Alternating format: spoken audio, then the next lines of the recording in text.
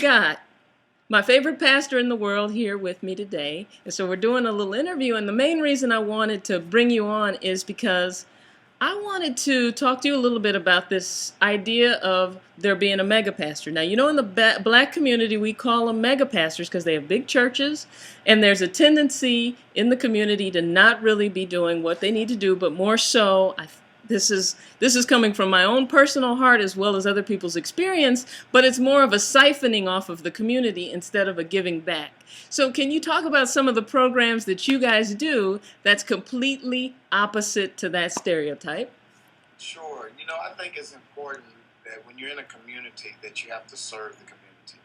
And a lot of times, like you said, the old stereotype of the church is that we take but we don't give. I think this is the exact opposite for New Direction. We came with the whole intention of being in a community that was rapidly changing. People were moving out, a lot of white flight, stores were closing down, and God called me to that Hickory Hill community in Memphis, Tennessee, and told me, I want you to become an oasis of hope in this community. So right away, we began to engage the community, walking door to door, asking people what they needed, what they wanted.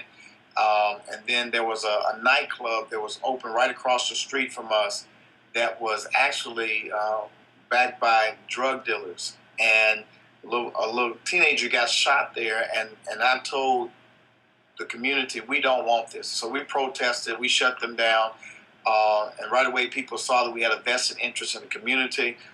We bought an old service merchandise building and turned it into our church, as opposed to going out and spending money on a steeple. We bought a service merchandise and transformed it into our power center.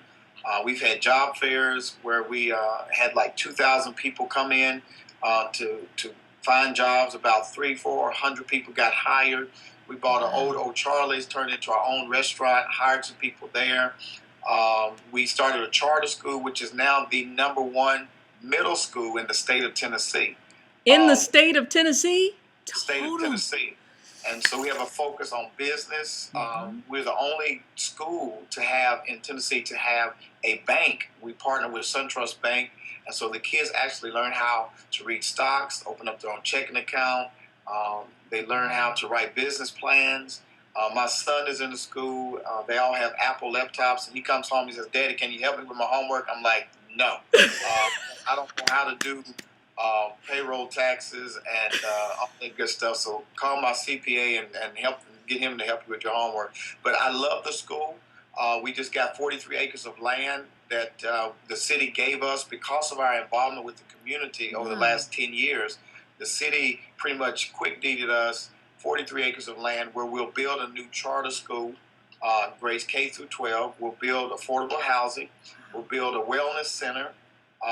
We'll build a performing arts center and also mixed retail. And so God's doing some amazing things through our church because we believe we only exist for 3 reasons: to love God more, to love people more, and to love more people.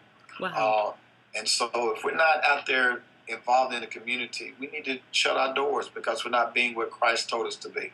That's amazing. That's more than I've heard one single church doing in a long time. So first of all, I have to say I applaud you for it. And I've been following you on Twitter, and I love the messages that you send out to people. And more importantly, what really signals to me is your commitment to keeping couples together and keeping relationships strong. Can you talk a little bit about where that comes from and what type of place you're coming from when you do that? Because I'll tell my audience this, when the pastor came to me and said, let's do something together, let's work together, let's do a couples retreat. And I said, well, okay, is this a couples retreat or is this a married couples retreat? He stopped, he paused, he said, no, this is a married couples retreat. And I really respected that and thought that was important because we've moved a little from marriage, and between what you do and what I do, at the end of it all, it's designed to keep people together and encourage people to marry each other and stay in these types of committed relationships. So can you talk about where that comes from and what type of energy you're putting behind this effort? You know, I'm going to go all the way back to my childhood. I was raised by a single mother. My mom and dad got divorced when I was 7. And I never had a dad in the house. And I always wanted my dad to be in my life. And I said, if I ever get married, I'm gonna be faithful to my wife, love my wife, take care of my kids, be a good daddy, and I'm not getting a divorce. And so I've been able to hold to that promise and stay married to my wife and to be a good daddy. And I want that for other people in the church. The church. Now let's back up. Let's back up. You did you were you able to stick to the commitment to be faithful to her? As best as I can. We both have some issues like all married couples. Sure. And so we worked through that.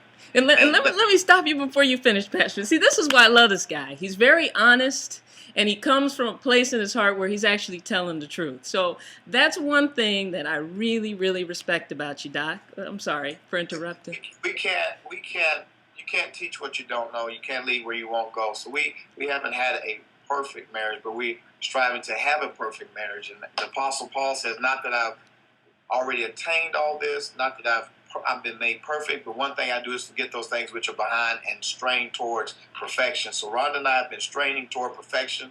We've been to counseling. We've gotten stronger. We've gotten better. And after 19 years of being married, I think we're at the sweetest spot we've ever been.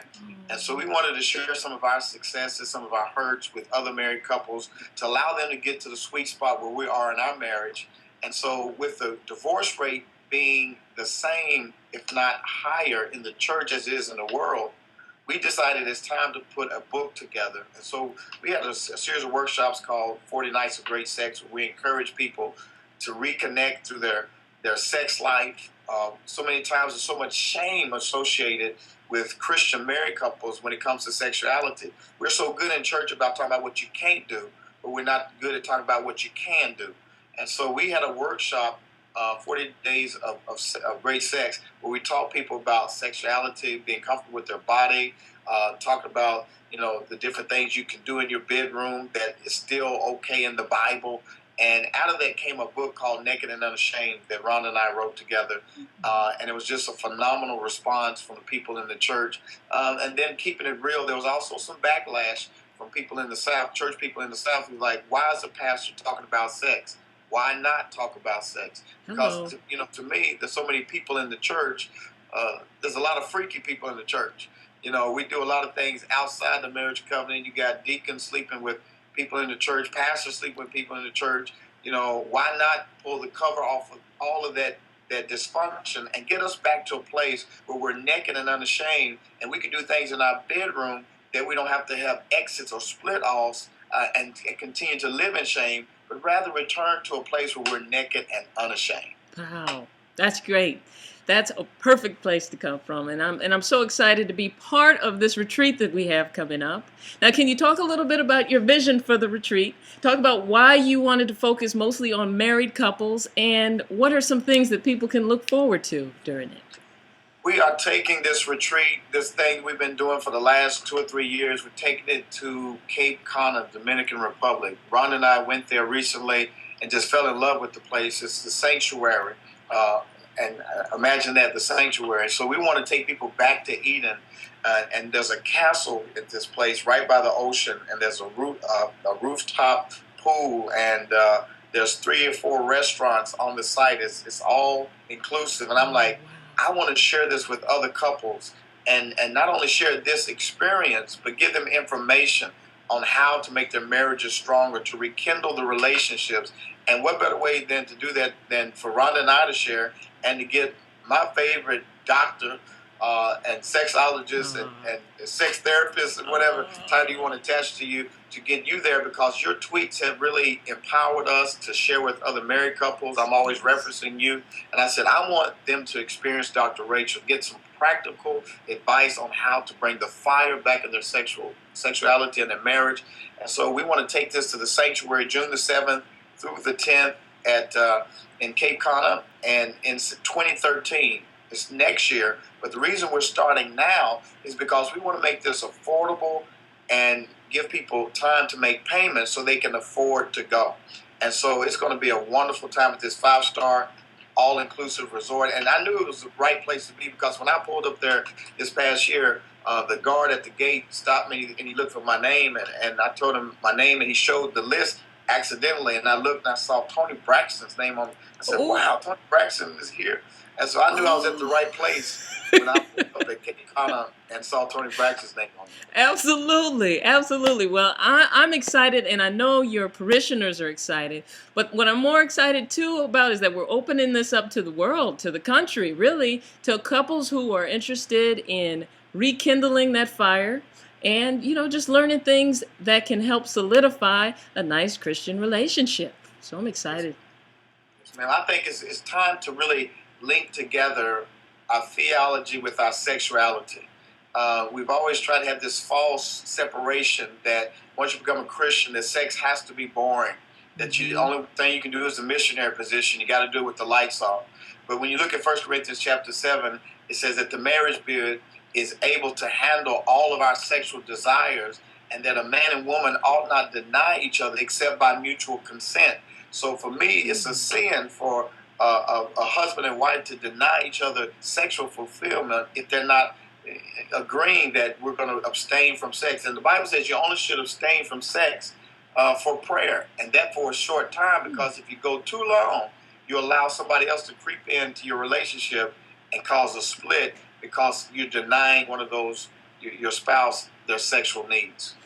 Well, I think more people need to hear about that, period, whether they're Christian, Muslim, whatever, Right. because you've hit the nail on the head when it comes to relationships. And so I'm hoping that through this we can foster great communication between couples, remove the shame, since you've perfected that down to a science at helping your parishioners and people around the country not feel shameful about their sexual needs when it comes to their partner, and just really giving them good information about how to feel that way. So I'm excited about it, looking forward to it, and you guys can join us too. We'll be there June 7th. Is it 7th or 6th?